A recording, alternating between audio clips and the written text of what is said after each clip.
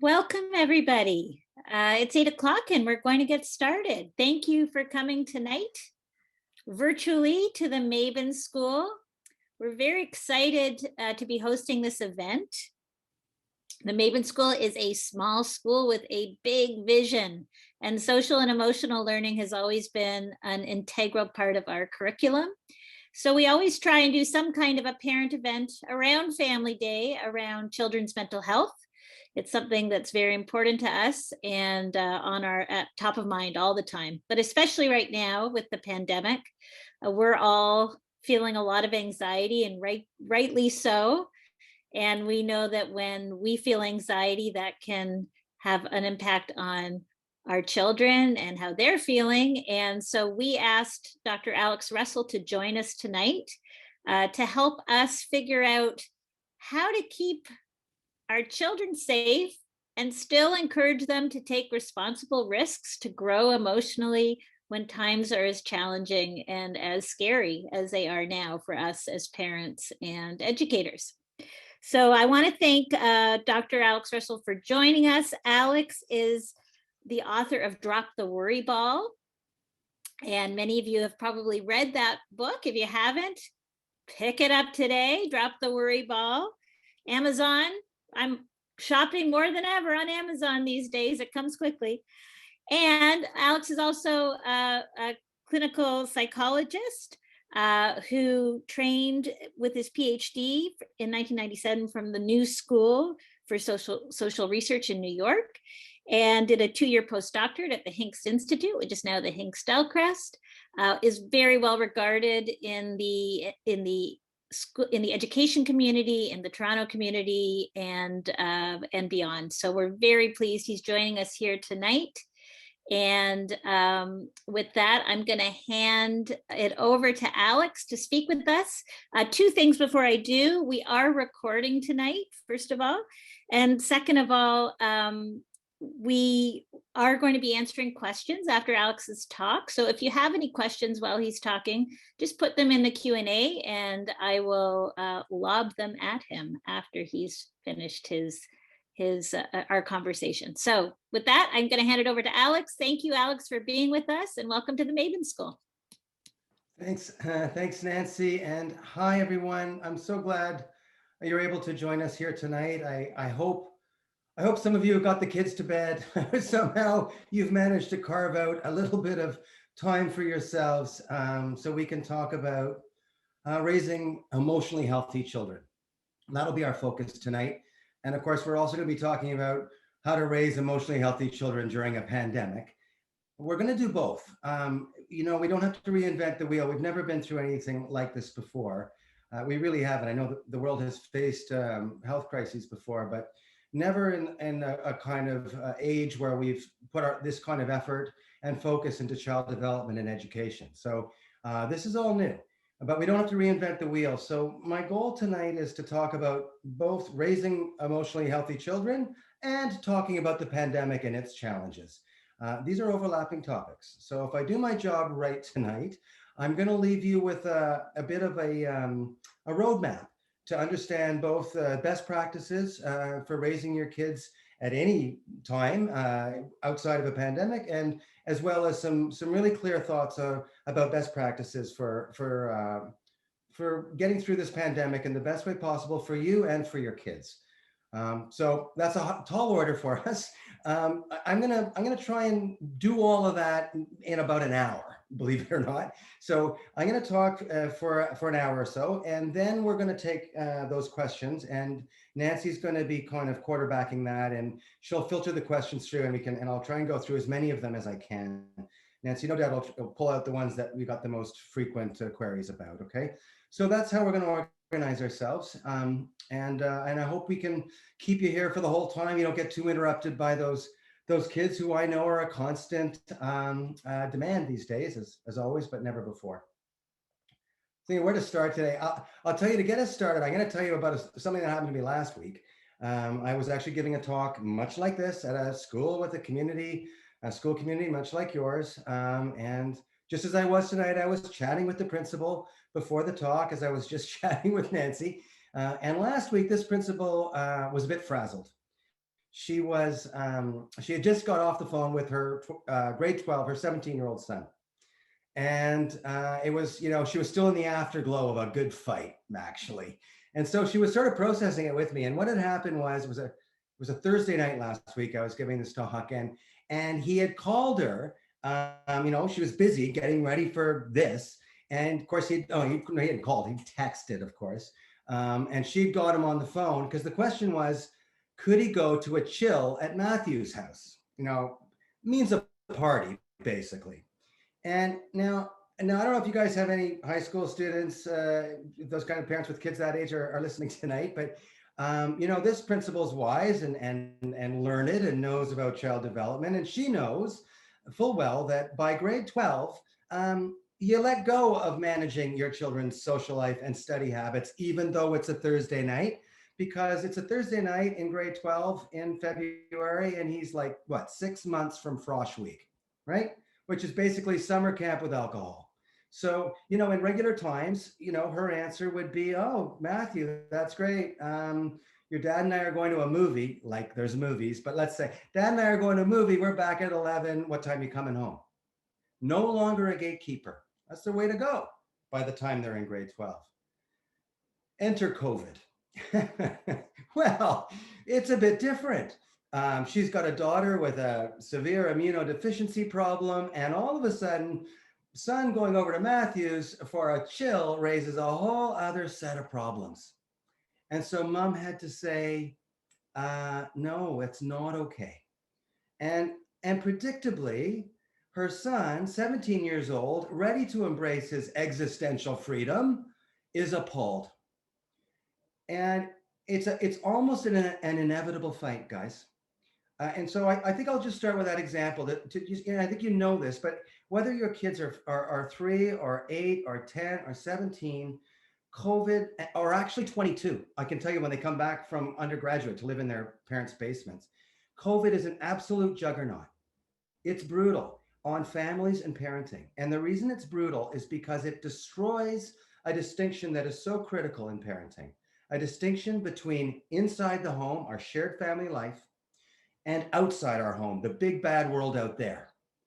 It's so critical as your kids age to keep this distinction in mind, because what you do as a parent really differs depending on which side of the line you're operating, our shared life at home or my child's life out in the big bad world, which as he or she grows up, I need to increasingly turn over to him or her and believe in his or her ability to manage his or her responsibilities and to deal with the dangers out there. COVID is brutal on this, as that principal's story tells you. And as you all know from, having to police your kids' school days in the study down the hall, if you're lucky enough to have a study, or the dining room table, or wherever you're trying to do this. Normally, our kids leave our homes for a good chunk of the day. Thank God. They leave our homes and there's someone else's problem. And I want to talk about that for a second, not just because that's nice for you guys, the parents, get a break, and that's important, by the way, but that's so important for your children's emotional development. When your kids leave your home and go to school, when they're 5, 6 years old, when they start that experience, and as they go through all those school years, they're not just learning about reading, writing, and arithmetic. School is their primary place for training in social reality. You think about their days and what they learn at school outside of the curriculum. It's critical, right? They learn how to structure their days from 9 to 3 or 5, as we do for the rest of our lives. They learn how to deal with their colleagues, their peers and colleagues, with others. Not because mommy and daddy say so, but because they have to. They learn how to deal with authority. They learn how to handle abilities. These are all critical developmental pieces for every child. And I'm going to drill home how that's a piece of development that you, the parents, cannot pull off. You need the external world to help with that. And that's where COVID is such a juggernaut. It really blows apart this distinction between inside and outside. we're gonna double back on that in a moment. But before we move away, I'm gonna say something more about COVID. Then we're going to talk a bit more about child development in general. We're going to spend most of the talk there. And then before I finish, I'm going to go back to COVID. Okay. So bear with me here. Here's what I want you to think about in terms of the problem that COVID has laid at your feet. And I know you're thinking, you know full well, because first of all, I'll share with you that idea that COVID is so because it destroys home and the big bad world out there. There are 3 areas of your shared life. I'm going to pause. My computer's telling me my internet connection is unstable. Nancy, am I coming through okay? You're a little glitchy and I can't tell if it's you or me. Is it you? Sorry, everyone. Let me just make sure I'm on the right internet. Sorry. I guess one second. Let me make sure I've got the right. Okay. I don't know what I may get off for a second. Okay. But I think I better try this because I'm in a different room. I'm at the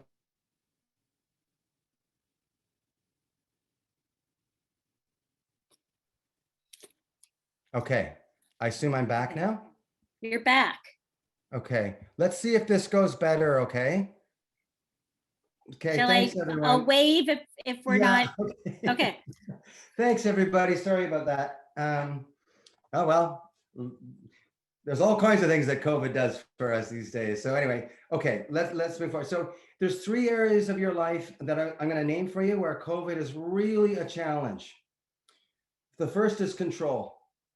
COVID sets you up to be in control of your kids' lives from dawn till dusk. If you're not careful, you end up being their managers, not just in the normal ways around, giving them a healthy breakfast, or if they're young kids, managing their screen time and all of those places where we do have to play a managerial role.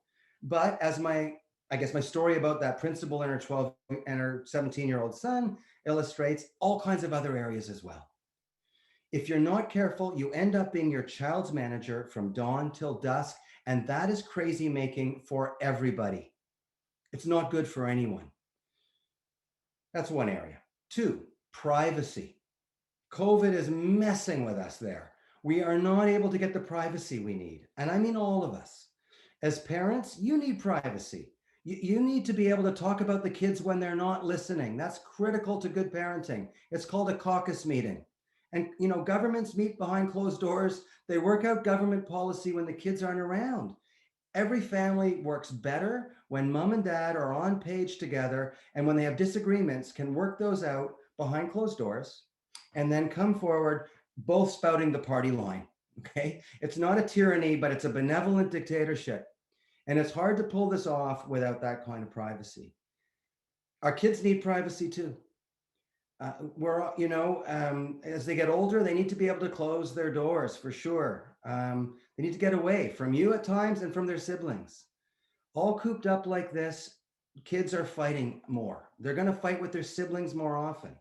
When they fight with their siblings more often, because you're not insulated from the fight, parents, you're going to be tempted to referee those fights, probably unhelpfully. So all being thrown in on top of each other like this destroys a kind of natural privacy that we normally have in our lives that, again, is unhealthy for everybody. And the third area, and as I say, we're going to come back to these at the end, the third area is what we call affect regulation.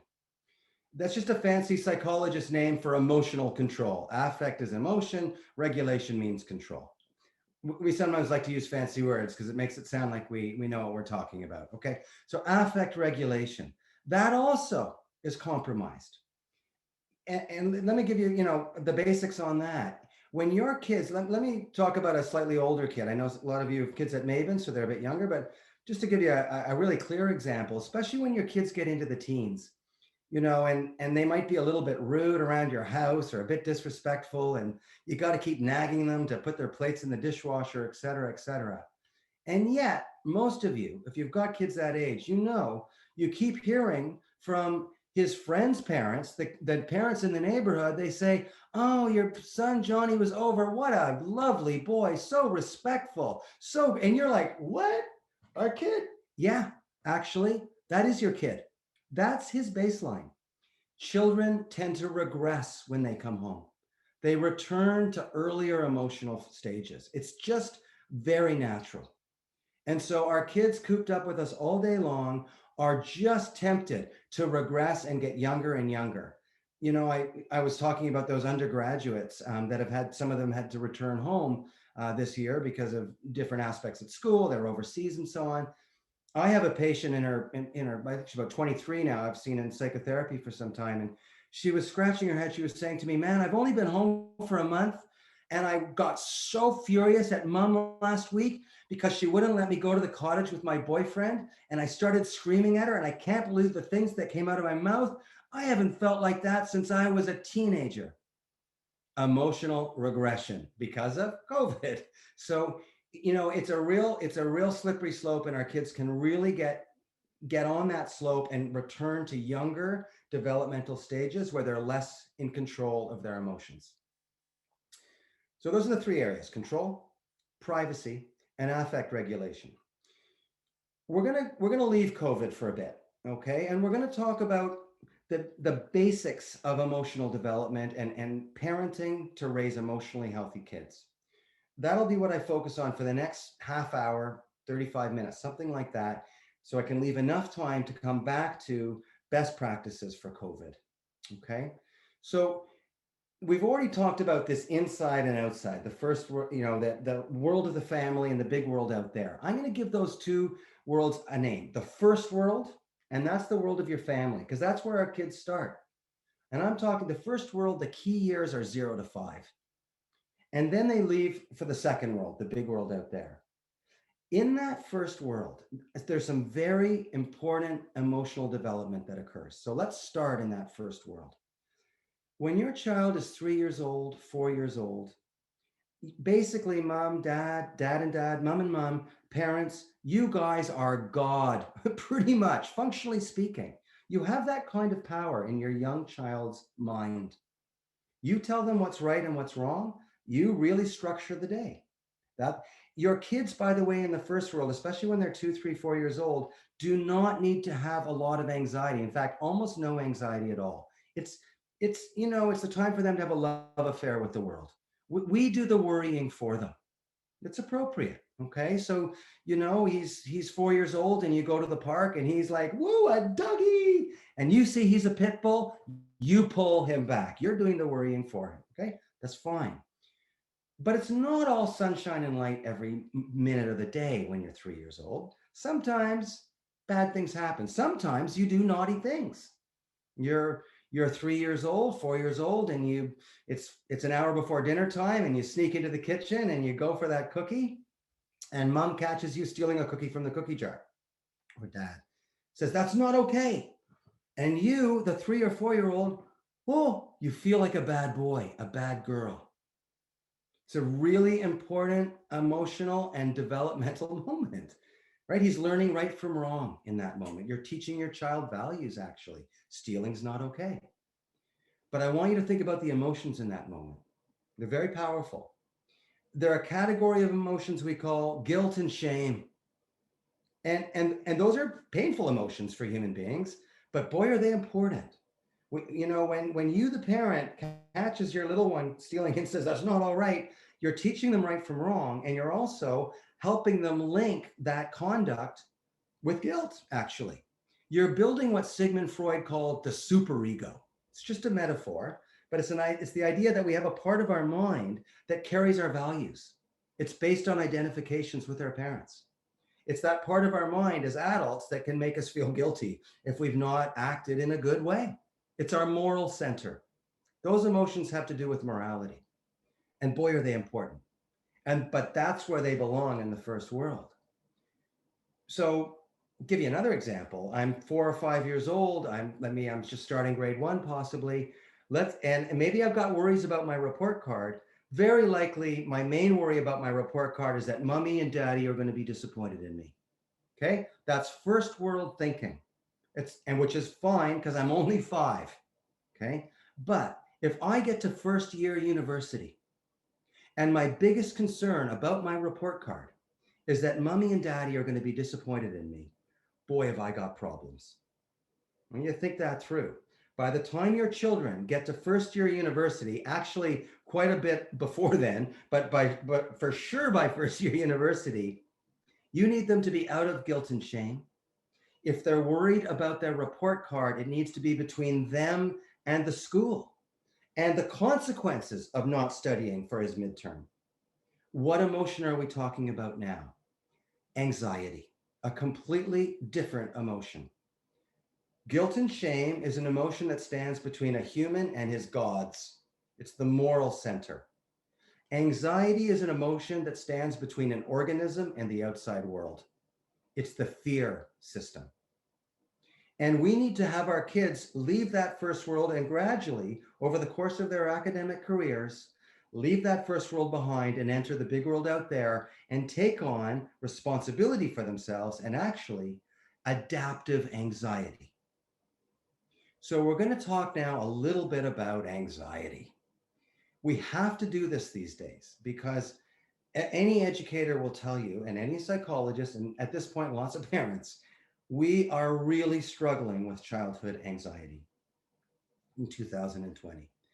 It is not an exaggeration to suggest that we have an epidemic of childhood anxiety disorders.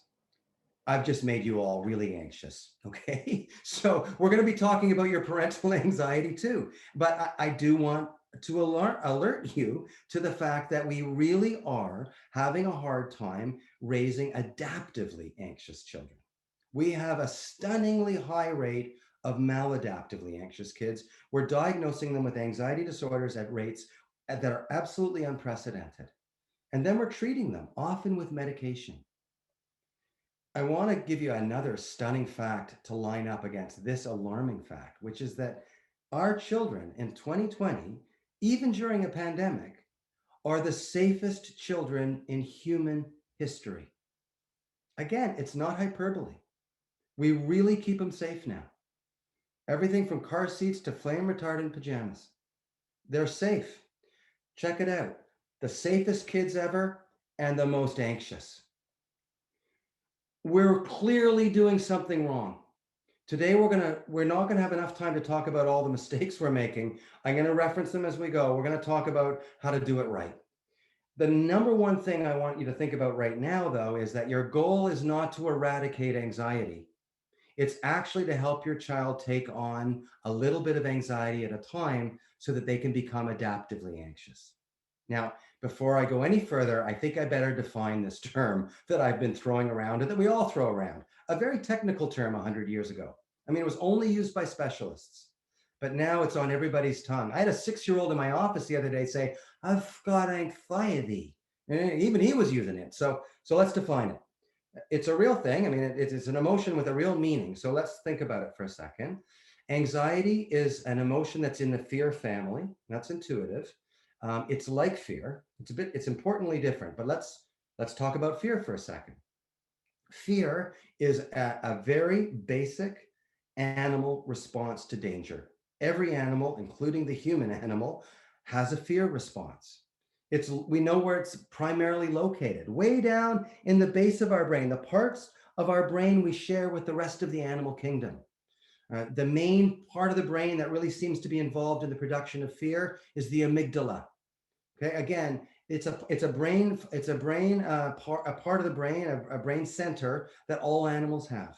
It's very adaptive. If you're an animal and you don't have an amygdala, it's game over. You're a zebra and you think lions are cute, now you're done. You die, right? You need to have that fear response. Now, before I move on from fear, I want to name two things about fear, because as we get to anxiety, we'll see that anxiety shares these characteristics. One clear feature and powerful feature of the fear response is that it's got an override switch, if you like. When an animal, including a human, has a fear response, which is an in-the-moment response to danger. Someone charges out of a dark alley with a big stick, you're going to have a fear response. Your brain's going to light up and you're going to have adrenaline shoot through your body. You're going to be extra strong to take off or fight if you need to, okay? But cognitively speaking, your brain is going to be doing absolutely nothing other than keeping you safe. When an animal has a fear response, that all it's doing is dealing with the fear. You're not going to be wondering what you're making for dinner or how your hair looks. There's just no space. Okay. So fear has, for it to be adaptive, it has a powerful override switch. Another important feature of fear, again, it has to have this feature to be adaptive. Fear has a powerful negative cognitive bias. A negative bias. When an animal is in a fear response, it's kind of paranoid. I'm using that in the non-technical sense. Okay. A fearful animal assumes that if you've got a cat, picture a cat who's freaking out. Like nothing is safe until it gets to its hidey hole, right? So when we're in a fear response, we're assuming that everything is bad and dangerous until proven otherwise. And again, that's adaptive. That's how that zebra gets away from that lion, because the zebra often thinks that any low, tawny mound could be a lion.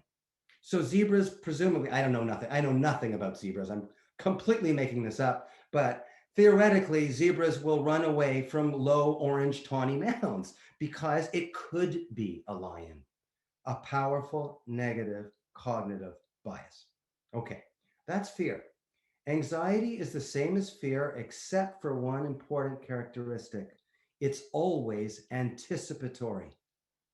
Anxiety is fear, our amygdala, plus planning. It's the anticipation of something that would be dangerous if it were to happen. The planning centers are up here in our prefrontal cortex. We're the only species with these brain systems. We're the only species with anxiety. Anxiety is the quintessential human emotion. It's actually what separates us from the rest of the animal kingdom. You can just think it through. I mean, as our early human ancestors, our cavemen and cavewomen, began to develop these parts of their brain and able to anticipate dangers before they came.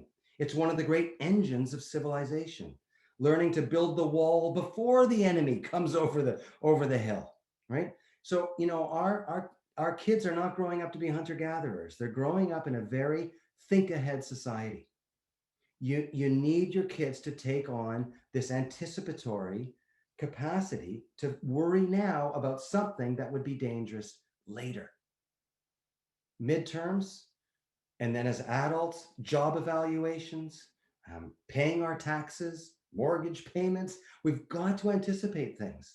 Another great example, COVID-19. Here we all are, being adaptively anxious, anticipating how terrible this would be if it overwhelmed our hospital systems. It's adaptive anxiety. Talk about a sales pitch for anxiety. Okay. So what we've been talking about is that we have to, as parents, help our children move from the first world where they're learning right from wrong and guilt and shame, where we're God, to the external world where they take on responsibility for themselves and take on this all-important emotion called anxiety, where they can be responsible because they're anticipating the dangers. There's a midterm next week. I better stop drinking and start studying, stop gaming, whatever it is. Okay, that's the transition. I can remember a time in my own life literally crossing that divide. I was about 5.5 years old, actually.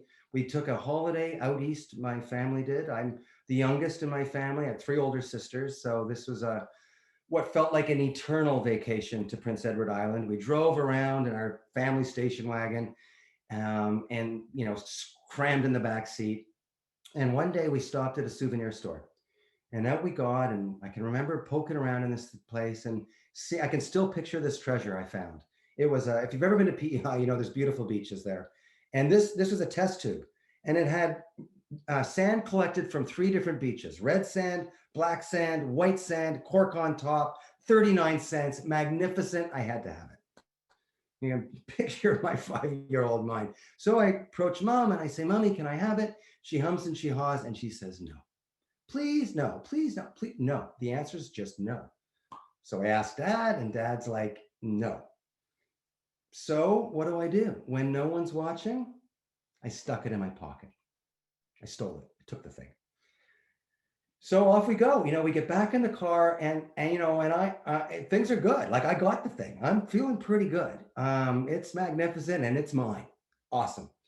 And but within a couple of kilometers, I've got a real 5-year-old problem. Is you've got a 5-year-old, you probably know what this is.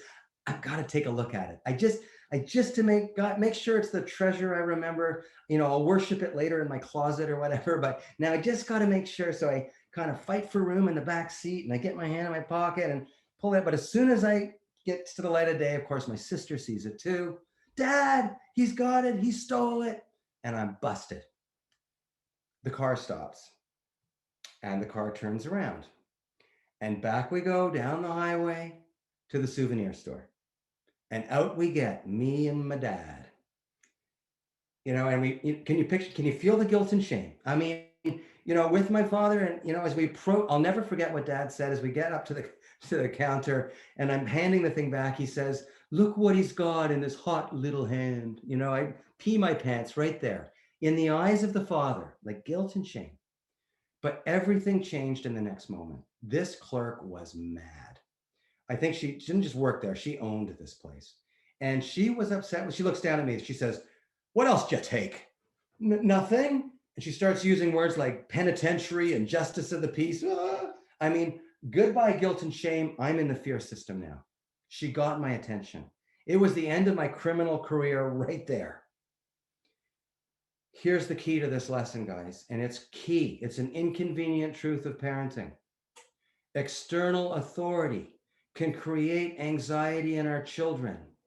We parents cannot. We are forever linked to guilt and shame. We don't want to be, but we are. It's not surprising when I tell you the story of a boy at age 5.5 myself, but the same is true of a, 17-year-old, and he's in grade 12 and he's discovered marijuana. You're anxious. You want him to be anxious. So you download 3 articles off the internet on marijuana and brain damage. He's on the internet, I can tell you right away, getting 3 articles from California that says that marijuana increases creativity, right back at you. He's not going to want to feel that guilt and shame. And he's going to push you away. His hockey coach can get his attention. His gym teacher, his peers can, his girlfriend can, speaking of external authority. But mom and dad, you cannot. You're inextricably bound to the moral function. We need external authority to be authoritative in our kids' lives. Boy, did I learn that myself as a father. My fast forward 30 years or whatever it was, when my son Sam is about 5 years old, and he's been down to, ironically, Honest Ed's when it was still operating, with his mom, and they come in the back door, and we discover that he's stolen Tic Tacs, orange Tic Tacs.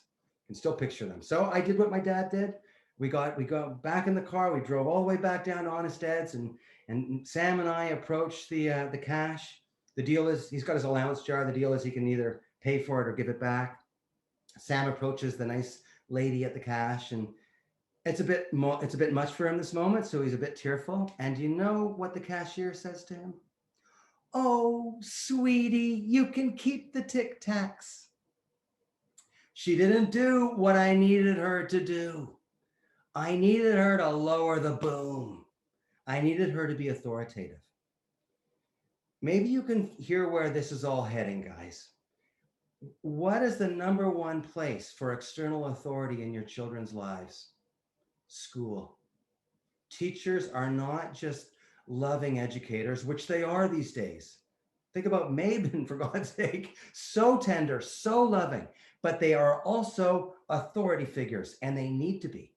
So that when your little boy, your little girl, your not so little boy, not so little girl steps out of line, you've got an ally at school who says, "Not okay." Because the teacher can get that anxiety system going. We need to slowly empower our teachers to play this authoritative role. They need to be gravity. And let me talk a little bit more about gravity for a second, because gravity is always on duty. These days, our teachers are not necessarily, they don't have as much gravitas as they once did. It's just true, guys. It really is. Like, I went to school at Oakwood Collegiate, not far from Mabin, and it was way back in the dark ages. We didn't have the cane or anything like that, but teachers could be a bit scary. Like Mr. Desante, the French teacher, he used to throw chalk, like wham. One day he threw his car keys. I think he thought it was chalk. I can remember ducking, right? Like the guy got our attention. Okay. Now, I'm not saying that teachers should go back to throwing the car keys, not by any means. There's lots of ways for teachers to bring this gravitas, to bring a failure, to bring an it's not okay message. It's such a different message when it comes from the teacher and instead of the parent. Let's think about how gravity teaches. Let's picture your 5-year-old child. Let's or a 4-year-old. Maybe that's a good age to think about gravity. Let's do a little thought experiment and picture yourself at the park with your 4-year-old daughter. And she's running along. She's having a great 4-year-old day. The world is her oyster. Is having a love affair with the world, not really paying attention to where she's going. And she trips over a crack. Boom, down she goes. All right. You're sitting there on your park bench in the park, and you're close enough to see she's fine, but you're also close enough to see that she's looking for you, ready to freak out. Ah, gravity. Ah. Okay. This is an important moment. And you wouldn't want your child to leave the playgrounds of life and never to get a skin knee. There's that whole book about it, I think, called The Blessings of a Skin Knee, right? Because she's learning about the dangers of the world, and she's learning how to be resilient. But you've got a role to play here, mom and dad. Let's picture how you respond in that moment. She's looking at you. Ah! What's the ideal parenting response? Because there is an ideal parenting response here. And most parents get it right. And it's a sophisticated response. What we give to our kids here, if we get it right, is really helpful. It's a hybrid response. We do two things at once. One of the things we do as a parent in this moment is we actually make eye contact and communicate that we know exactly how she feels. And we actually mirror her presentation of pain and distress. We do. We use our voices usually and our bodies. Ow. Ooh, we say, oh, ow. It's called a mirroring response. And most parents do it intuitively. It's really helpful because when you do that, you actually let your child know, I understand what you're feeling. This is understandable. It's got a name. It's called an ouch. You help her actually manage the moment. But parents do another thing. There's another element to this response that makes it so helpful, which is that we don't do an exact mirroring. We turn the dial down. It's a muted version of what she's doing. Like if we gave an exact mirror of what she's doing ourselves, it wouldn't be any help at all. It would just make her freak out even more. So we give a muted version as if to say, ouch, that hurts, but you're okay. And our child takes that right out of her mind and puts it in her mind, and it's what helps her go on and get back into her play in the park. This is our ideal parenting response. I want you to get it locked and loaded in your mind because it remains the ideal response when your child trips over a crack, literally or metaphorically, in the big bad world. Before I move on to another example, I want you to think about all of the things you tend not to do with this 4-year-old learning moment. How we do this lovely minding piece. We use our mind to say, ouch, it helps her manage it and get on with her day. Think about the things we don't do, how we don't coach or reprimand. Come on, up you get, let's practice. Left, right. We don't tend to, no coming back to the park till you've memorized where all the cracks are. We'll make a map tonight. We're chill about it. We act as if this kind of non-catastrophic but painful error, non-catastrophic but painful mistake, we treat it as a normal part of life. And our response is empathetic. That's the ideal response. But it's really hard for us to play that same role when she's now in grade 6 and you've turned her school responsibilities over to her, which is what you should do. And I'm going to talk more about that in a moment. And she's decided to watch Netflix or go on social media or play Minecraft and not study. And she's failed her spelling test. It's hard not to be a finger wagging parent. Say, well, I guess you won't do any Minecraft tomorrow. We'll take away your computer. Nah, you didn't do that when she tripped over a crack. The ideal response remains the same. Oh, you failed your spelling test. Oh, drag. Can I make you some chicken soup? Literally, that is the response. You're there to help, you care, and you're letting her know that you believe she's going to learn from this non-catastrophic, it's just a spelling test, non-catastrophic, painful failure. And you're going to treat her as an organism with an amygdala. You're going to look at her as a person capable of being anxious on her own behalf. Boy, do we struggle with that these days. We really do. Okay, I want you to picture a graph. I was talking to Nancy. I wasn't sure I was going to use a whiteboard, and I've learned the best way on Zoom for these talks is to actually give you a hand graph. Okay, so here's a graph. Okay, I want you to picture this axis, and here's an axis. So on this axis, we're gonna put from 0 to 100. We're gonna scale responsibility for self, taking responsibility for myself. On this axis, we're gonna put time from 0 years old to 18 years old when she leaves your home for Frosh Week. Okay, you got 18 years to build an adult.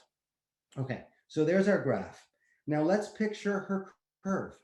When she's 0.0 years old, how responsible is she for herself? If you were here, you'd be sort of saying 0, and I'd be saying exactly 0. Okay. By the time she's 18, how responsible does she need to be? I mean, she lives in Halifax, right? Okay, 100. She's got to go from 0% responsible to 100% responsible. It doesn't mean she's out of your life. She's going to be texting you and calling you, but she needs to know when to brush her teeth, when to stop socializing, and when to start studying, all the rest of it. Okay, 0 to 100 over 18 years. There's her curve. Now let's look at your parenting curve. When she's 0.0 years old, how responsible for her are you? This is the easy one, 100, you know that. You know where I'm going. And when she's 18, how responsible do you need to be? Say it loud, say it proud, 0. You've got to go from 100 to 0. And I want you to picture these two curves. This is where my hands get funky, but you can picture these two curves. You can even draw them out if you want. They're mathematically related. They always add up to 100. 100, 0, 99, 1, 98, 2, 97, 3. There's a crossover here, 50-50, until you get to 100 and 0. This curve doesn't come up unless this curve comes down. This is the curve of childhood resilience. This is also a curve of a child becoming anxious on his or her own behalf. This is the curve of parental letting go. It's also the curve of a parent no longer acting out on your anxiety about your child. If you act out on your anxiety, you're going to do the worrying for her. If you let go, you give her a chance to do her own worrying. Okay? When I talk about letting go, guys, I'm talking about just one set of parenting functions. I call them the instrumental functions, the protecting and the directing, teaching, guiding, reminding, cajoling, managing, encouraging. Okay, those are all very active instrumental functions. They're not the only thing you do for your child. I'm going to take another moment here to talk about another thing you do for your child that you do lifelong and that is actually more important than all of these instrumental functions. We've already talked about one example. It's when you helped her with her skin knee that we just talked about. I'm going to call this function minding, using your mind, seeing your child for who she is and reflecting back your understanding of her experience. You did that when she wiped out over the crack, but it's the good stuff too. I want you to picture her getting up off of that pavement and she's feeling better now and she's found the big jungle gym in the middle of the park and she's going to take that on. It's big. It's for the 7 and 8-year-olds maybe. So there's some risk. There's a sandy bottom, but she could fall. It could hurt. Sometimes kids, they split their chins on that kind of an apparatus. But you're going to manage your anxiety and you're going to let her struggle away on that climbing structure. And I want you to imagine on this particular day, she figures it out and she gets all the way to the top. It's like conquering Mount Everest for a 4-year-old, okay? So because it's so great and she's made it to the top, what is she guaranteed to do the moment she makes it to the top? Guaranteed, every 4-year-old in the world is going to say, Mom, look, Dad, look. Absolutely. And you're going to say, oh, wow, look at you. That's the minding moment. I cannot emphasize how important that is for your child. Every child all over the world does it because every child all over the world needs that moment of recognition and validation. When you look at her and say, wow, look at you, when you see her, she sees herself. And when she sees herself, she has an internal experience that's something like, yeah, I'm a kid who climbs stuff. You validate her sense of self.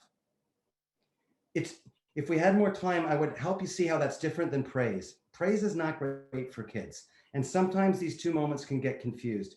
This is different than praise. This is picking up what she's putting down. And it can be a painful moment, it can be a neutral moment, and it can be a great moment. The key is to be locked into her mind and get it and say, oh, I see, that's you. That's the minding piece. That we do 100% lifelong. We don't let go of that. We keep it 100% lifelong. I'm lucky enough to have my parents still alive. They're in their 80s. And I still call them when important stuff happens. My mom picks up and I tell her and she says, what? And I tell her again and she says, what? And then I yell it. She finally hears it and she goes, wow, look at you. And I think, great. And then I probably hang up because I got what I needed, right? It's lifelong. And if we're too busy with the instrumental stuff, it gets in the way of our minding. I'm looking at the time. I'm thinking of all the things we've got to pack in here. And I think what I'm going to do now is I'm going to ask you to stick with our little girl in the park for a moment. And we're going to do one last thought experiment, because this is a thought experiment I often do with parents, and it's designed to help you understand just how difficult it is to do what I've just said. I mean, for us modern parents, you know what they call us? They call us helicopter parents. It's not a compliment, by the way. I love helicopters, but that's not what that's about. Okay. So, okay, I want you to stick with our little 5-year-old in the park. I think I made her 4 or 5. Let's okay. And let's picture her now. She's had quite an up and down morning. She tripped over the crack. She did her climbing structure. I want you to imagine that now she's decided to play in the sandbox. You're sitting in your park bench, and you did not anticipate sand play this morning. You've brought no sand toys, bad parent. There's a much better parent than you in the park this morning who supplied her son with all the latest and greatest sand play equipment designed by a neuropsychologist to, develop neuronal connections, and he's rocking his toys. He's got the sifter and the wheel and all that stuff. And I want you to picture that your little girl is eyeing these toys. She wants to play too. He's not in the mood to share. And I want you to picture that she tries to take something by force. And there's a struggle in the sandbox. And in the struggle, your child bonks the other child on the head with the sifter, bonk, and makes him cry. Okay? I want you to picture there's a real scene in the sandbox. All right. Now, imagine that before you can respond, another adult in the park that day, presumably another parent, I guess, steps up and addresses your child sternly. Hey, he says, it's not okay. You can't just steal her stuff. You made her cry. Now give it back. It's not all right. And your little girl's like, whoa, like that. Okay. I want you to picture that moment. And I want you to ask yourself, okay, what would I do? I want you to imagine how you would react. And as I put it that way, how would you react? I'm actually beginning to turn your attention to what I really want you to think about, which is, how are you feeling? Your emotional response to this scene is very likely to have a powerful effect on what you decide to do next. So let me share with you now what is for sure the golden rule of parenting. It goes like this. If you can identify what you're feeling, if you can name the emotion, identify what's going on inside, it gives you a fighting chance of not necessarily acting out on the feeling. You still might, but if you name it, you might be able to tame it, as we say in psychology. If you don't identify that feeling, if you don't name it, you're doomed to act out on that feeling. Now, if I was at school with you and we had an auditorium like we should, I would ask you to put up your hands and you would volunteer answers. We don't have that luxury. I'm going to tell you what the great majority of you are thinking, which is bloody rude of me, but I've done this thought experiment so many times I can tell you the two most common responses by far. One is an angry protective response. And I'm talking about towards that other parent. It's kind of like, thank you very much, buddy. I'll do the parenting here, and maybe push him over on your way to the sandbox. The other one is embarrassment, shame. She's just brought shame to the whole family. Okay, a real feeling of embarrassment. Now, those two feelings tell you a lot about us modern parents. We really identify with the parenting role. We really see ourselves on the hook for our kids' behaviors and outcomes. What's best for your child? Because I'm going to tell you, if you don't manage those emotions, you're almost for sure going to get out of that park bench and get into your child's face, right? First of all, you got to get that other guy out of the way. And second of all, you got to show all the other parents in the park that you're on this. And you've got to talk to her because you're so mad at her because of what she did. Remember, though, you're God. Okay, let's ask, and you get into her face and say, that's not okay. What's best for your child? Here, there's a very clear right and wrong. Assuming that there was a real misdemeanor, and here there was both theft and assault. So there's a real misdemeanor. And assuming that the other adult was appropriate, I know I was strong, but there was no F-bombs there, okay? So assuming that there was a real misdemeanor and the other adult was appropriate, there's absolutely no doubt the best thing for you to do is to stay on that park bench and thank that parent later. They were just that external authority I was talking about. Why? Because in the first instance, your daughter learned when I do bad stuff happens. It's a natural consequence. It's the anxiety system. Uh-oh. What does she learn when you get in her face? She learns when I do dumb stuff, mom freaks out, dad freaks out. And instead of learning how to manage herself in the big world, she learns to manage you and your mind. And you, parent, become the custodian of her reality, doing the worrying for her. And she begins to fall behind on her career of taking on adaptive anxiety for herself. It is so hard for us to stay on that park bench today. We really identify with the parenting role. When our kids screw up, it so easily feels like we've screwed up. I'm going to say it again. It's not rational, it's not logical, but it's probably floating around in some part of your modern parent mind. This is what we're all kind of suffering from, an idea that when our kids screw up, it's a sign of parental incompetence. I want you to be aware of it so that you can call yourself back. No, wait a minute. Sometimes our kids screw up in the world and it is embarrassing, but it's her problem. And she's at an age now where thankfully a neighbor was able to step in like they used to do in the old days, where fellow village elders played this role. And if you've got a village elder who's willing to step up and play that parenting role, thank you very much. Privately, later, you can thank that parent. Okay, I hope I haven't been talking at too frantic a rate as I try to pack all of this in, because I wanted to speak a bit about COVID, give you some of these basic building blocks. Now we're going to go back to COVID. I know I'm throwing a lot at you today, guys. And then we're going to start to field your questions. Nancy, I may end up a little bit after 9 because I want to make sure we get to the COVID issues. Okay. So, sorry, we're going to jump again. Now, boom, we're going back to COVID. Okay.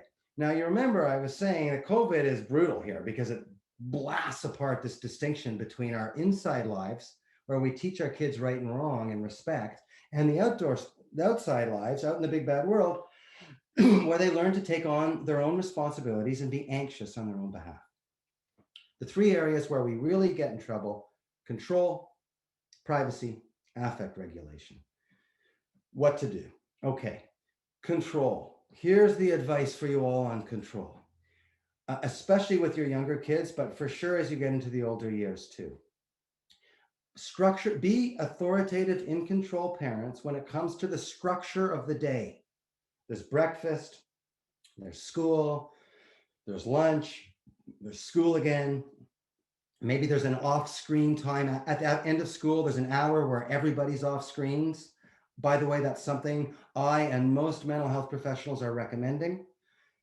We call it dirt under the fingernails time, something in the real world, baking, teaching the dog to do a backflip, learning the banjo, helping Mrs. McGillicuddy next door. It all counts. Okay.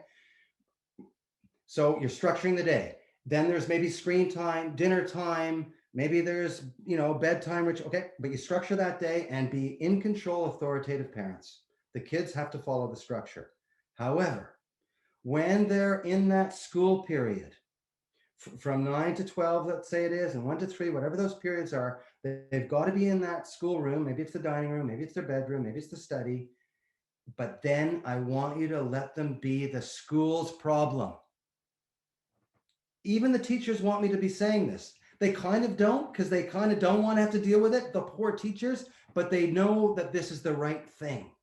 If your grade one student, or your grade 3 student, or your grade 6 student is going in there and is playing Minecraft or playing with Legos or just picking his nose, whatever he's doing, you can certainly check in with the teacher later and talk about the problem, but we don't want you policing the problem.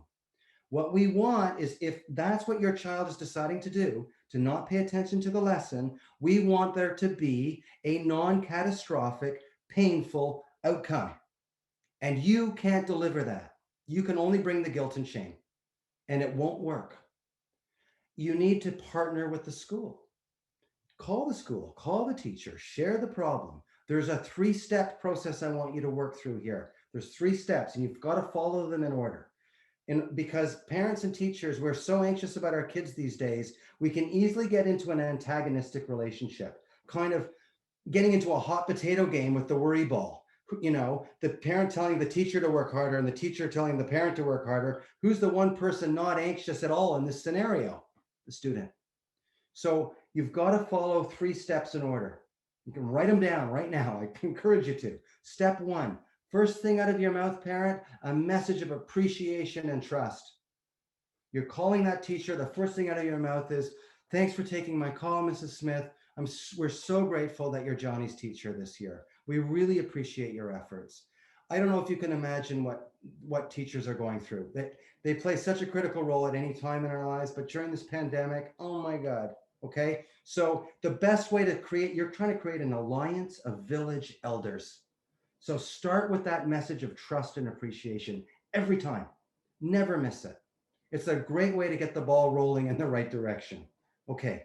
Then step 2, you can move on to what you're doing and not doing. You can share with them, look, we're making sure that Johnny's going to be in there from 9 to 12, but we're not going to police it that much at all, because the more we police it, the less he does. There's no teacher in the world that doesn't understand this. Throw me under the bus if you want to. Besides, we heard this developmental psychologist tell us that we should be doing this, okay? Now, normally we really don't turn over school responsibilities fully till kids are grade 4, 5, 6. But we need to do this even with our little guys, okay? The teacher will help you. You can play a little role. You'll go in, you'll scaffold your 6 and 7-year-olds. The teachers will help you do that. But don't work harder on their school than them, okay? You can't work harder on the problem than them. You're going to share that with the teacher. That's step 2, to let them know, we'll get them in that room, but then we're leaving, and if he's not working, then he's not working. And then you can go on to step 3 and invite and authorize that teacher to be authoritative, to let her know that you appreciate her efforts, even when those efforts are using the stick as opposed to the carrot. Let her know that better coming from you than from us. She's the one who can bring the anxiety. She can lower the boom. And you're basically going to give her that invitation.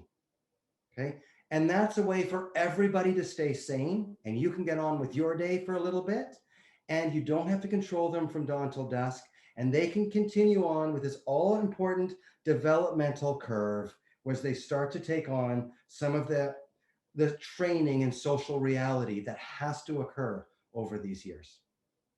Okay, powering on. That was control.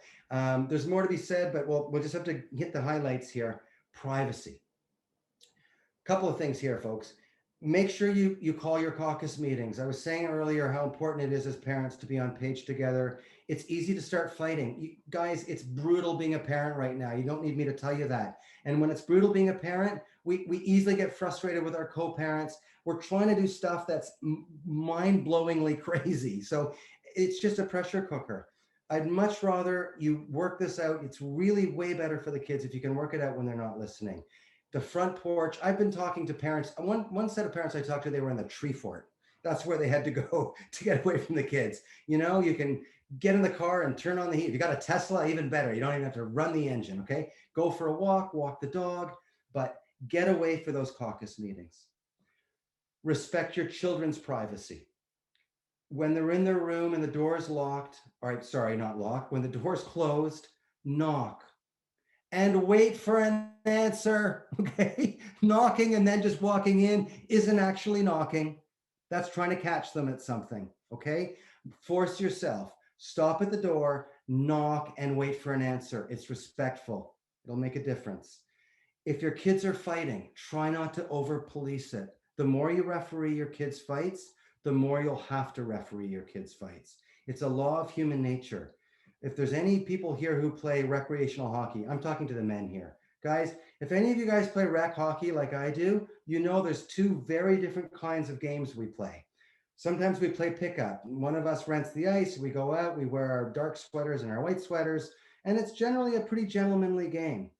Ladies, you may not know this. As soon as you play league hockey and you put a referee on the ice, oh my God, everything changes. You wouldn't believe it. The same guys, lawyers, doctors, psychologists, all of a sudden they're pushing, shoving, calling each other terrible names and getting into fights. As soon as you introduce a referee, people check their own self-control. So try not to referee your kids' fights too much.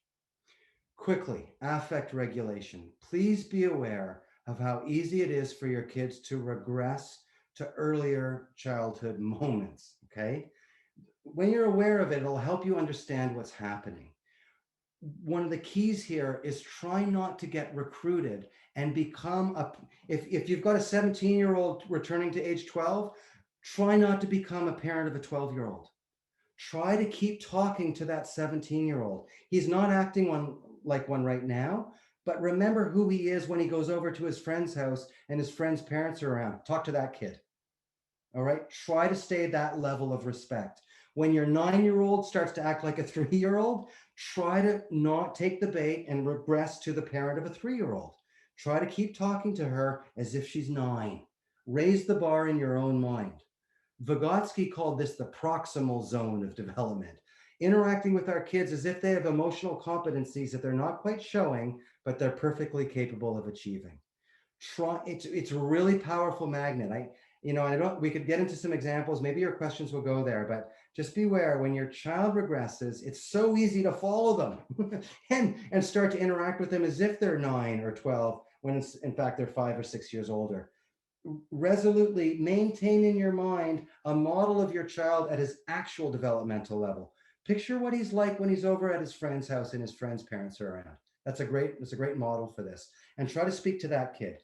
He may not rise up to your bar right away, but it'll really help him slowly pull himself out of his regressive moment. Okay, I'm going to pause and take a breath. And Nancy's been gathering the questions. I've been watching her kind of fielding them there. I'm sure you have lots of queries. Nancy, by the way, Nancy, I'd love it if some of the questions are the challenges. Especially if parents are hearing what I'm saying and are kind of going, okay, but what about because that's often the case. And I think we really need to go to those questions, the yeah buts. Sounds good. Okay, so I have 20 questions, but I'll start with other people's questions. At what age is adaptive anxiety expected to start? When should you start to think that your child can handle it? It's a fantastic question. Real early, okay? So let's, if we go back to our curves, let's imagine an 18-month-old baby, okay? And this 18-month-old has just begun to get on her feet and walk around and totter, and she wants to run. Okay. Well, she's not old enough to manage her running. So you're gonna be an instrumental parent. You're gonna protect and direct her because she's only 18 months. If she wipes out, she could have a concussion and you end up at sick kids. But 2.5 years later, she's 4 years old, and you go to the park and she wants to run around. You actually are going to let her do it. Why? Not because you think she's a perfect runner around her. She's not. The reason why you're letting her do that is because you realize she's old enough to have a non catastrophic, painful failure and learn from it. After that, she's going to be more respectful of gravity. That's our anxiety system. Okay. You can even move it further back if you want. So that 18-month-old, you're not going to let her run around, but you're certainly going to, when she's sitting on her bum, let the toys be further away so that she can bum squaddle over there. Even though there's a dog she's got to navigate. You've got the baby gates up, okay, because you've got to worry about that, but you're going to let her start to take on some of those struggles. So theoretically, it begins almost right away. Okay. But from early ages, another example I often give is age 4 or 5, you come back from Halloween, you're going to want to manage that junk food bag. But you know what? You actually can turn it over to your 4 or 5-year-old. What's the worst that's going to happen? I know it's not a pretty sight. You may have a bit of cleanup to do. But as long as you don't finger wag, it's like, oh, you had a little barf barf. He's going to learn how to manage his own candy haul. He'll be brilliant the next year. I guarantee it. Here's an interesting question, Alex. How do we protect our minority kids from a teacher's unconscious bias? Well, that question has so many layers. Thank you, whoever's asked it. It's so important. And given the time, I guess I want to, and I hope I don't do a disservice to the question, but I want to zero in on one important part of that question, which is that parent-teacher alliance. It involves trust. And if you're aware or suspect that the teacher has a bias, man, is it going to be hard for you to trust that teacher. But we have to entrust our kids to external authority. That's the only way. So that when they get into trouble, we have an authority figure who we trust to be both fair and strong, to say that's not okay. Because often when our kids come home after they've been reprimanded, they come home with a story of woe. Maybe Johnny got in trouble because he was shooting spitballs at Jimmy, and he gets in serious trouble. He comes home. He's not going to necessarily say, I got in trouble because I was bad. I was shooting spitballs at Jimmy. He's going to say, Mr. Smith's a jerk and he hates all the boys in the class and he only likes girls, speaking of a bias. Okay. And now if that's fully and genuinely true, then you're going to have to do something about it. But it's often not necessarily, that's a bit of a story of woe. You're going to need to trust that Mr. Smith actually is fair-minded and he lowered the boom on your child because he was shooting spitballs at Jimmy and that's not okay. So without that trust, it's going to be really hard to respond properly to that moment when they say, ouch, gravity. Remember I said, she looks at you and makes eye contact and says, ow. We need you to be in a place where you realize, okay, that's gravity. Gravity is not biased. It's equal opportunity for everybody. So you're able to say, ouch, and normalize everything. But if you don't, as a parent, trust the teacher, my view is you either have to repair so you can, or you've got to move classrooms or schools. Now, Nancy, Nancy's looking me in the eyes as I say that, but to me, it's that important. Now, I always recommend trying to build and repair first, because if there's a real bias, well, sometimes that can be worked through, or if there's a real bias, maybe the school can recognize it and shift it to another class. But if you really feel like you're not getting heard and this bias is not being addressed, this is such a big ticket item. You need to move your child to a school where you can entrust them to the authority. Thanks for that question. It was an important one. I have so many follow-up questions, but I'll keep going with these questions and then I'll come back. How do we best manage teenagers during this? I feel they need to see their friends for mental health, but they can't really, and it is a constant fight. I feel it is ruining our relationship. Summer was okay, but winter has been tough. And it's going to stay tough. We almost need to get into the 13-year-old version of this versus the 15-year-old version of this and the 19-year-old version of this, because they have their own nuances. But I'm going to try to answer this in a more general way that covers the whole span. You have to do whatever you can to parent on both sides of that line I've been talking about. You need to both stand up for the shared life at home and require your child to be respectful of the rules of the house. If this is a house where granny lives in the basement, then there's going to be very strict, or whatever the policy is the policy.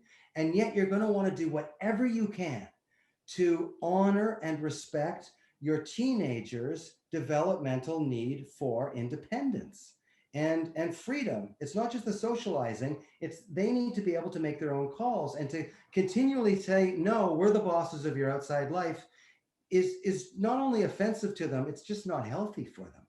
So you have to try to find ways to be on both sides of the line. Now, that looks different for a 13 and a 15 and a 19-year-old. With the 19-year-olds, I actually have been encouraging parents to be really open-minded to the solutions that their 19 and 20-year-olds come up with. Examples: what if I call granny and ask if I could stay at her cottage? Okay.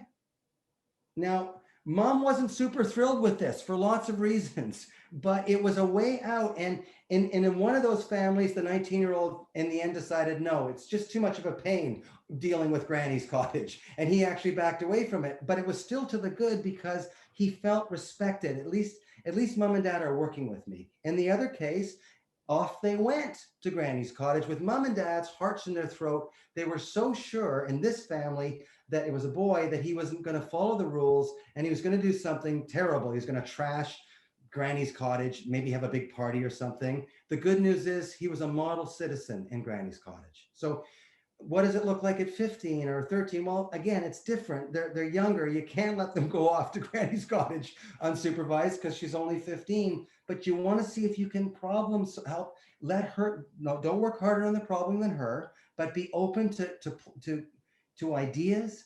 Let her know, look, empathize with their problem big time. Sorry, I should have started there. Start with that. Say, look, your dad and I, your mom and I, we really appreciate how offensive this is and how unfair it is. We are going to require that you can't bring your friends over and inside like you want. We can't have the birthday party you want. Like, you're going to stick with that. But let's talk about the other options. There are no other options. You guys are jerks. We understand we get it. We are being jerks. This is awful. But let's just think what options we do have. Try to stay with her. See if you can't get some problem solving going. Maybe you agree to spring for a heater and she has a social distancing party for her birthday with 3 friends. Maybe you figure out she can bubble with one of her besties and they can be in each other's houses. That's some of the 15-year-old solutions I've seen. Rather than get into these specific solutions, what I'm encouraging parents is, as I say, protect both sides of the line. Remember that line I'm talking about, the line that divides your shared life at home to the big life, big bad world out there.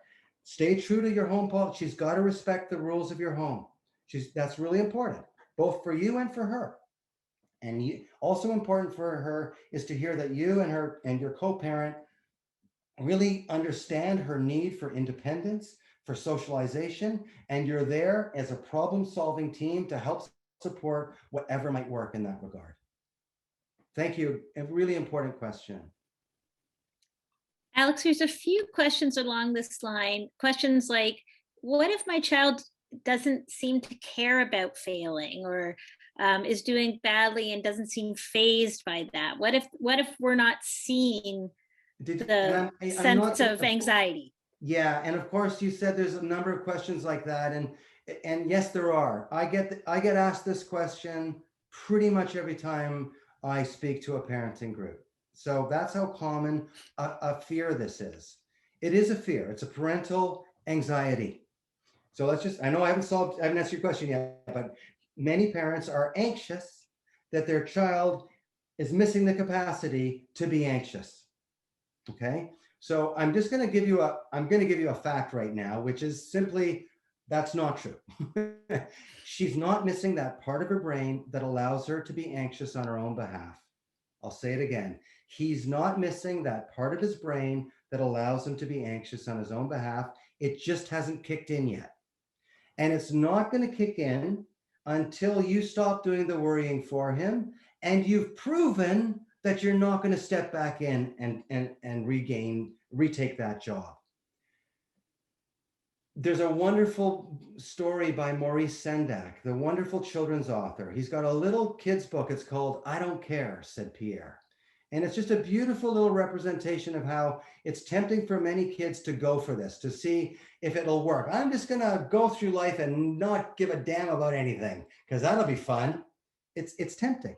Okay. So, what you're going to do, by the way, when's the time? I'm going to expand a little bit on this, Nancy. It's so important. Okay. When should you stop managing your children's academic lives? Sorry, this is a complete non sequitur, but I'm going to come back to your question because I never got to that. On our curves, when do you resign from the role of homework police? Between the grade 4 and grade 6. Okay. Your goal, parents, is to be out of school management role by the end of grade 6. That may come as a shock. You can still be available, but it's their problem after that. If you've got a child with significant learning disabilities or ADHD, you'll have to stay in later, maybe to the end of grade 6, maybe a bit into grade 7. But on a normal developmental curve, lots of kids are even ready by grade 4, grade 5. Okay. So that's when you want to get out of that role. They're going to need your help and support and guidance and direction in grade 1 and grade 2 and grade 3 into grade 4 for sure. But by the time they're ready, you can literally announce to your grade 5 student, Johnny, you were so mad at me last week when I was bugging you about your homework. Oh, you're bringing that up again? No. Listen, your dad and I have been talking. We get it. You are mad at us because it's obnoxious of us. Like, sorry, we need to be more respectful. You're ready. You're letting us know you're ready to take this on yourself. Again, that's big outside world stuff. Respect it. We're going to turn this over to you now. Okay. We're right here if you need some help. But you're driving the bus now. Let us know if you need any help. Really? Yeah, really. Okay. He may not believe you at first, but you're going to have to mean business. You're going to have to follow through. If you're going to say it, you got to do it. Okay. That means when he comes home from school, if you're not going to make him do his homework, don't ask him if he has any. It's key. When you resign, especially if this is a boy who's going to be a bit wobbly at first, you want him to be shockingly alone with his homework problem. Why? He'll start to feel the anxiety. At first, he might think, "Ooh, cat's away, mice will play." That's fine, okay? And if all he's doing that first week after you resign from the role of homework police is play Minecraft like a maniac, then you call the teacher, form that alliance of village elders. Like we talked about earlier, Mrs. Smith, we're so appreciative that you're John's teacher this year. Thank you so much. We're turning over homework responsibilities. That's step 2. You let them know about the change of policy at home. And then step 3, you empower her to be authoritative in his life. Okay? It may have to get worse before it gets better. When it gets worse, you're going to think, oh my God, he's missing his amygdala. He's missing those parts of his brain that allow him. Okay? Don't fall for it. By the way, some kids will really test their parents on this. They've really got to see that you mean business. Okay. There's 2 common dramatic attempts here that you'll often see. One of them is to do the Maurice Sendak, to come home and put on a drama of I don't care. And it'll be an in-your-face dramatic production. I failed my spelling test again, but I don't care. School's stupid. Smell his fear. He's saying this for a reason. He's trying to get you anxious and back on the job. As much as he hated you managing school, it's even worse now that you've disappeared. The other technique that kids stumble upon at this moment, some kids do both, is they come home and they have a little dramatic collapse. I hate school. I'm such an idiot. I'm going to be a homeless person for the rest of my life. Letting you know that he doesn't have what it takes. Again, this is like the child who just tripped over the crack and is having a little bit of an extra cry about it. You need to do the exact same thing you did when he tripped over the crack. Oh, I know it's really hard. That's a real you're not, You're not saying, well, yeah, you're failing because all you're doing is doing Minecraft. You didn't do that when he wasn't looking for the cracks. You're going to give the same response. Oh, I know it's really hard learning how to take this on. It's really difficult and it's such an awful feeling to fail a test. I made you your favorite dinner. Okay? Okay, give them that empathy. Okay? And if your anxiety is going up, call that teacher. Make that alliance. Work together. Those two village elders share the problem. Now your task, forget about the math. It doesn't matter. He's only in grade 5. It doesn't matter. The task now is developmental. You and the teacher are going to transfer the anxiety to Johnny. He's not missing that part of his brain that allows him to be anxious on his own behalf. It just looks that way. Okay. I'm so glad you asked that one. Can you just add a little more to what you're saying, Alex, about kids who are neurodivergent, or if they have executive function issues, if they have special needs? What's the role of the parent when there's a different profile? And of course, again, it'd be better if we talked about each sort of neurodivergent category because they're all a bit different. But if it's okay with your question asker there, I'm going to focus in on the prefrontal cortex one. Okay, that's what we call, people label it as ADD or ADHD. These are the executive functions. So this part of the brain is like the conductor of an orchestra. The rest of the brain is the orchestra. Some kids have great orchestras, but they have weak conductors. So the prefrontal cortex, these executive functions are responsible for planning, organization, getting started, staying on track, inhibiting inappropriate impulses. Okay, those are some of these main functions. And because those are also critical to managing school curriculum, especially during a pandemic, as parents, you're pulled in to be surrogate prefrontal cortexes. And again, you have to play that role. Of course you do. Grade 1, grade 2, grade 3, grade 4, to grade 5.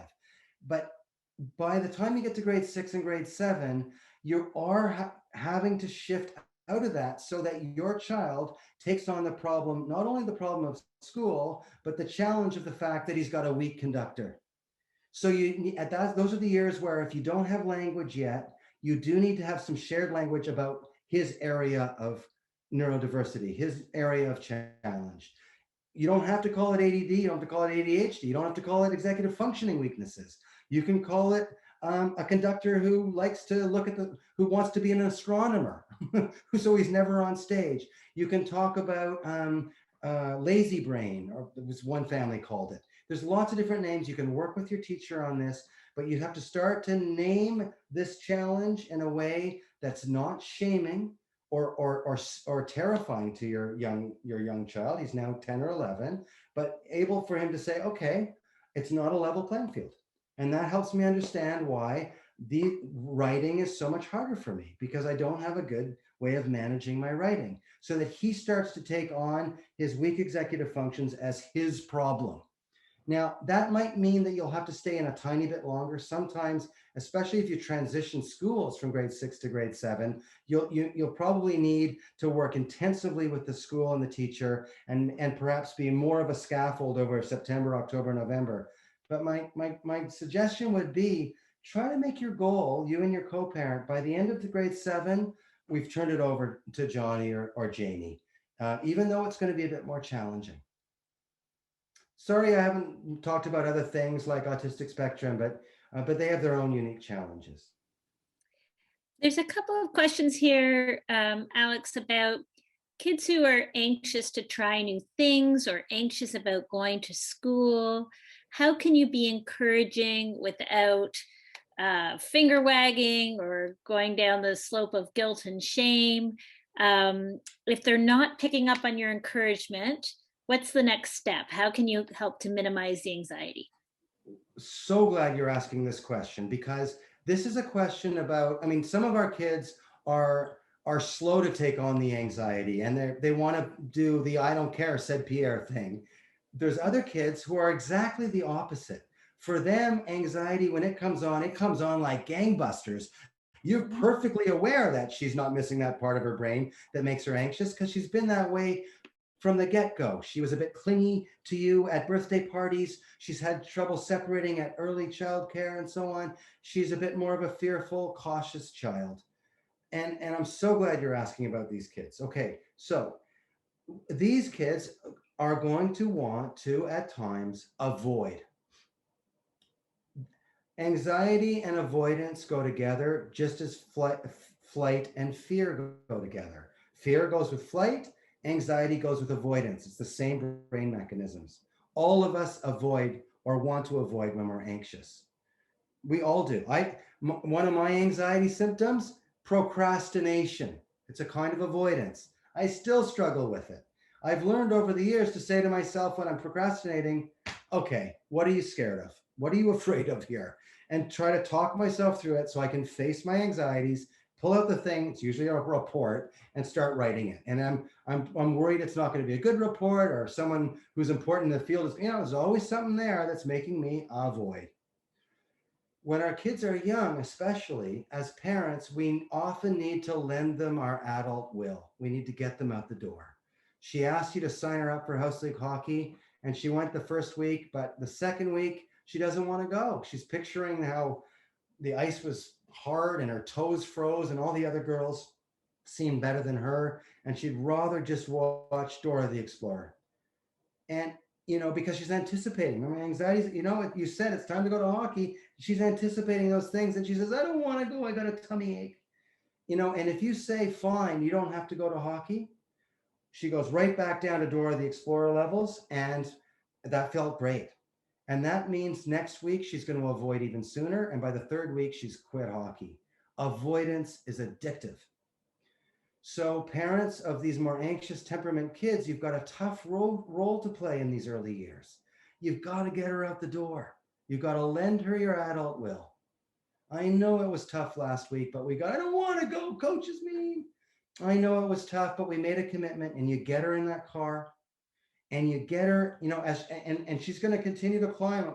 This is our anxiety scale now. And she's going to climb, and on that uphill, it's going to feel like her head's going to blow off. Okay, it's not going to blow off. You know that. What happens is, we call this the anxiety curve. She's going to get there. She's going to get in the dressing room. She's going to get on the ice. She's going to have a few shifts, and she's going to come back down to what we call flow. Flow is when we get right into something because it gives us a sense of mastery, satisfaction, and competence. There's still anxiety involved in flow, by the way. A flow state has anxiety because life is challenging, but she gets over the hill, and now she's into the hockey. But you, the parent, have to get her over that hill. So you do have to play this role. And and sometimes you won't be popular, but you're still going to have to play it. Now, sometimes you will, this is not an easy role, guys, and I'm so glad you've asked this question. Sometimes you're going to have to notice that what you're asking of her is too much. She's 7 years old. She's never done a sleepover. She thought she wanted to go to sleepover camp. You've taken her to the church parking lot to get on the bus. She's supposed to be leaving for a week of sleepovers. And she's suddenly aware of that, and she's hyperventilating. Okay. This is a time to realize, okay, this is asking too much of her. This is a place where we have to say, okay, camp is too much. We'll try again next year. And over the full calendar year, she does a bunch of sleepovers at Maddie's house, getting ready to go to summer camp.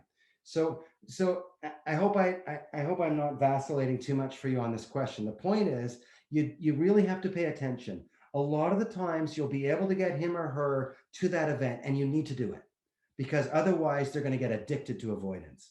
Other times you'll have to realize it's a bit too much. Use your consultants, use the camp director, use the school principal, get them to help you figure out what he or she can handle and can handle. And in those, especially in those early years, we're talking age 4, 5, 6, 7, 8, you're going to sometimes have to use your adult will to get her out the door, or him. Sorry. Alex, I'm going to ask you one last question because we're heading into 9:30, but it's a good question. You mentioned letting kids fight it out, but how far should that go if one child is using some force? Not beating to a pulp, but hitting or pushing. Is there a specific tip to keep kids as their own referees?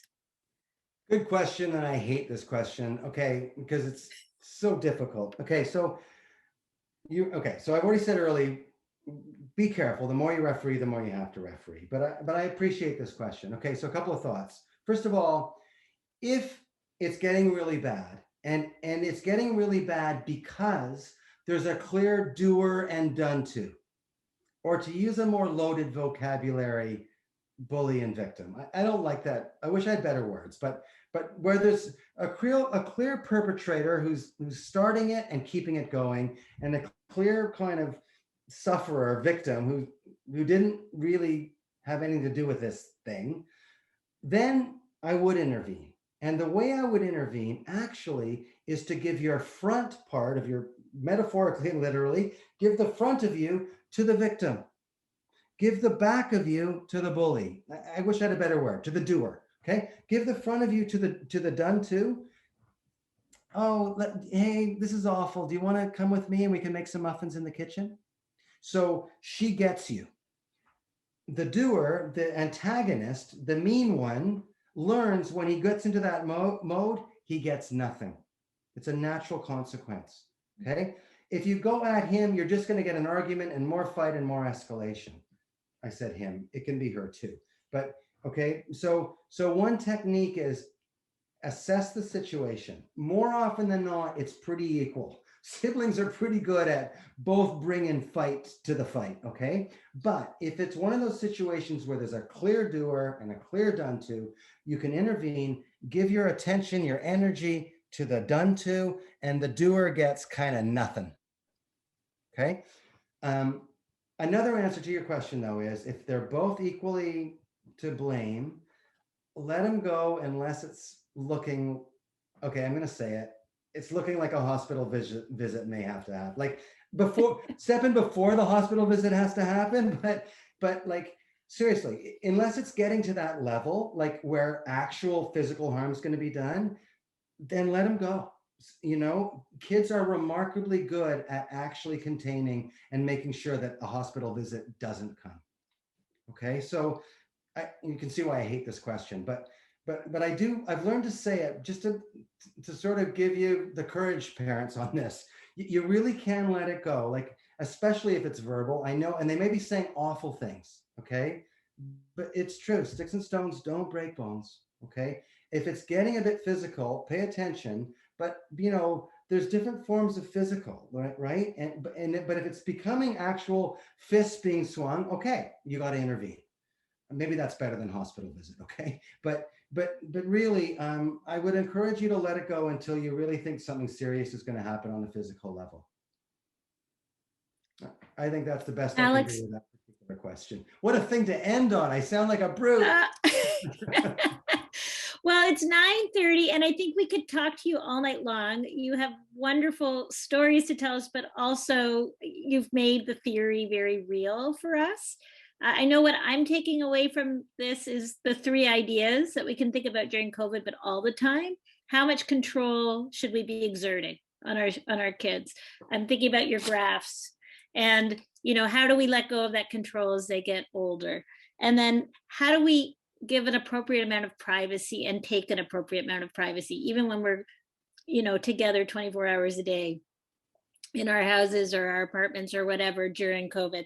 And then the third thing is the affect regulation, just remembering that kids can be their youngest, their most vulnerable when they're with their parents, and they can be much more mature and responsible when they're in the outside world, and you know, understanding that discrepancy and then continuing to aim high with them. Am I getting those 3 right? Absolutely, yeah. to talk to them like the kid that they are, not the kid that they've regressed to. That's right. So, and I remember when I used to move home during the summers in university, and I couldn't believe my own behavior with my parents. And I know it's the same for my own child who's 17 turning 18, and I'm thinking I gotta really make sure I'm letting go of the curve. So I want to thank you. I hope we can have you back sometime to tell us more and to illustrate more examples of this.